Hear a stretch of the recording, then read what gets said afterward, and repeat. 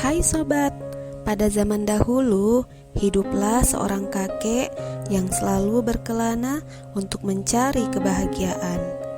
Di perjalanan, kakek melihat burung pipit yang sangat indah yang menarik perhatiannya. Kakek tersebut mencoba untuk menangkapnya dan alhasil burung tersebut berada di dekapan tangan sang kakek. Burung pipit yang ditangkap kakek tersebut bisa berbicara layaknya manusia. "Kakek, tolong lepaskan saya akan memberikan apapun yang kakek minta," kata si burung pipit sambil memohon. "Baiklah, apabila kau dapat menjawab pertanyaan dariku, kau akan kulepaskan," kata sang kakek dengan santainya. "Semua pertanyaanmu pasti akan aku jawab. Katakan saja wahai kakek," jawab si burung. "Di mana, bagaimana, dan kapan kebahagiaan aku peroleh?" tanya sang kakek dengan penuh harap. "Jangan sekali-kali percaya kepada siapapun kecuali Tuhan. Jangan terlalu berharap kepada sesuatu jika tidak sanggup untuk melakukannya. Jangan pernah menyesali masa lalu yang telah terjadi," jawab sang burung dengan entengnya. Akhirnya kakek melepaskan burung pipit tersebut karena sudah merasa puas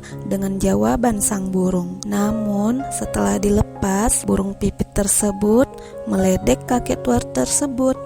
"Dasar kakek bodoh, seandainya tadi kakek tidak melepasku, kakek akan aku beri telur emas." Sang kakek merasa sangat menyesal setelah mendengar jawaban dari burung tersebut.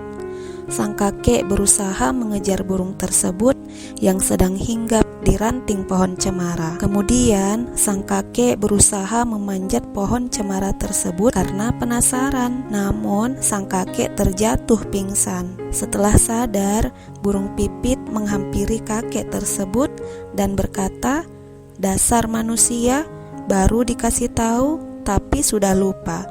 Tadi aku memberitahu kakek bahwa jangan mudah percaya kepada siapapun selain Tuhan. Kenapa kakek percaya sama saya, padahal saya hanya seekor burung? Aku juga sudah mengatakan bahwa jangan berharap kepada sesuatu, kakek tidak dapat melakukannya. Namun nyatanya kakek tetap memaksakan untuk memanjat pohon dan akhirnya terjatuh." Pesan yang terakhir yang perlu kakek ingat yaitu jangan sesekali kakek menyesali apa yang sudah berlalu, kata si burung sembari terbang ke angkasa meninggalkan kakek tua tersebut.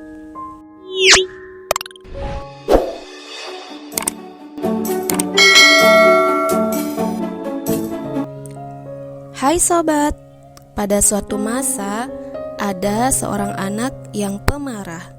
Ia mudah sekali marah dan emosi. Saat ia marah, ia selalu mengucapkan kata-kata buruk yang terlintas di pikirannya. Hal tersebut membuat orang di sekitarnya menjadi sakit hati dan menjauhinya. Mengetahui hal tersebut, sang ayah pun berusaha mencari cara agar dapat menghilangkan kebiasaan anaknya yang pemarah tersebut. Pada suatu hari, sang ayah memberikan sekantong berisi paku dan juga satu palu pada sang anak. "Anakku, apabila kamu marah, kamu bisa menggunakan palu untuk menancapkan satu paku ini pada pagar belakang rumah." Keesokan, sang anak sangat marah dan tidak bisa dikendalikan hingga ia memaku semua pagar dengan seluruh paku yang ada di kantongnya hingga sudah tidak tersisa lagi. Karena tahu pakunya habis, sang anak mengadukannya pada ayahnya. Kemudian sang ayah berkata, "Karena pakunya sudah habis, sekarang pada saat kamu marah, kamu bisa mencabuti seluruh paku ini hingga tidak ada yang tersisa." Keesokannya, sang anak marah lagi dengan emosi yang meluap-luap. Ia mencabuti paku yang tertancap di pagar belakang rumahnya hingga bersih tak tersisa. Melihat hal tersebut, sang ayah menghampiri sang anak sembari berkata, "Anakku, apa yang kamu lakukan sudah bagus. Sekarang cobalah engkau tengok lubang bekas paku yang ada pada pagar. Lubang itu tidak akan pernah hilang meskipun dilapisi dengan cat. Seperti itu juga perkataan, apabila engkau telah menyakiti hati seseorang, maka sebaik apapun engkau meminta maaf, orang tersebut tidak akan mungkin melupakannya. Nah sobat, dari cerita tadi mengajarkan kita bahwa jadilah seseorang yang mudah memaafkan, jangan menjadi orang yang pemarah. Dan berhati-hatilah dalam berkata-kata, jangan sampai menyakiti hati orang lain. Tetap semangat ya sobatku.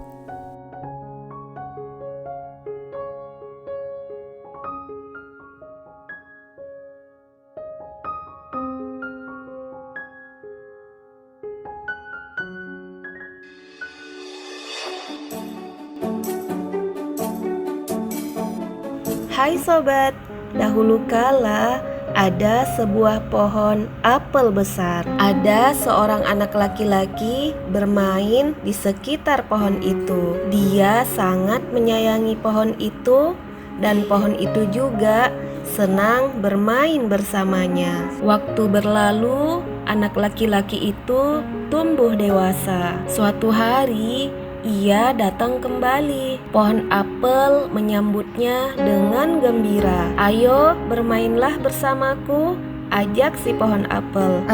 Aku tak punya waktu untuk bermain. Kami membutuhkan rumah untuk tempat tinggal. Bisakah kau membantuku? Kamu boleh memotong cabang-cabang pohonku ini untuk membangun rumahmu," kata si pohon apel.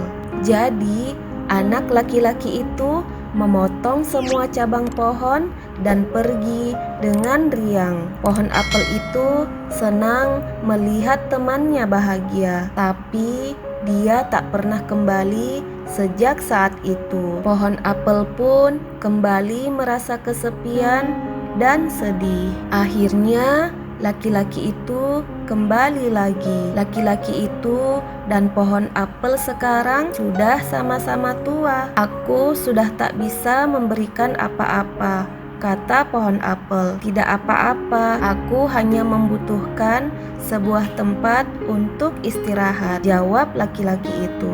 "Baik, sisa batang pohon tua adalah tempat terbaik untuk bersandar dan beristirahat. Duduklah di sini bersamaku dan beristirahatlah," kata pohon apel. Laki-laki itu pun bersandar pada batang pohon yang masih tersisa. Pohon apel pun menangis bahagia. Akhirnya mereka pun bersama lagi. Nah sobat, pohon apel itu diumpamakan sebagai orang tua kita. Ketika kita kecil, kita senang bermain-main dengan ayah dan ibu kita. Ketika kita tumbuh besar, kita meninggalkan mereka dan hanya datang ketika kita memerlukan sesuatu atau dalam kesulitan. Tak peduli apapun itu, orang tua kita akan selalu ada di sana untuk memberikan apa yang bisa mereka berikan agar kita bahagia. Sayangi orang tua kita ya sobat. Seekor belalang telah lama terkurung dalam sebuah kotak. Suatu hari ia berhasil keluar dari kotak yang mengurungnya tersebut. Dengan gembira ia melompat-lompat menikmati kebebasannya. Di perjalanan ia bertemu dengan seekor belalang lain. Namun ia keheranan, kenapa belalang itu bisa melompat lebih tinggi dan lebih jauh darinya. Dengan penasaran, ia menghampiri belalang tersebut dan ia pun bertanya, "Mengapa kau bisa melompat lebih tinggi dan lebih jauh padahal kita tidak jauh berbeda dari usia ataupun bentuk tubuh?" Belalang itu pun menjawabnya, "Di manakah kau selama ini tinggal? Karena semua belalang yang hidup di alam bebas pasti bisa melakukan seperti yang aku lakukan." Saat itu si belalang baru tersadar bahwa selama ini kotak itulah yang membuat lompatannya tidak sejauh dan setinggi belalang lain yang hidup di alam bebas. Nah sobat, Kadang-kadang kita sebagai manusia tanpa sadar pernah juga mengalami hal yang sama dengan belalang. Lingkungan yang buruk, hinaan, trauma masa lalu, kegagalan yang beruntun, perkataan teman, atau pendapat tetangga seolah membuat kita terkurung dalam kotak semu yang membatasi semua kelebihan kita. Lebih sering kita mempercayai mentah-mentah apapun yang mereka voniskan kepada kita tanpa pernah berpikir, benarkah kita separah itu? Bahkan lebih buruk lagi, kita lebih memilih mempercayai mereka daripada mempercayai diri sendiri.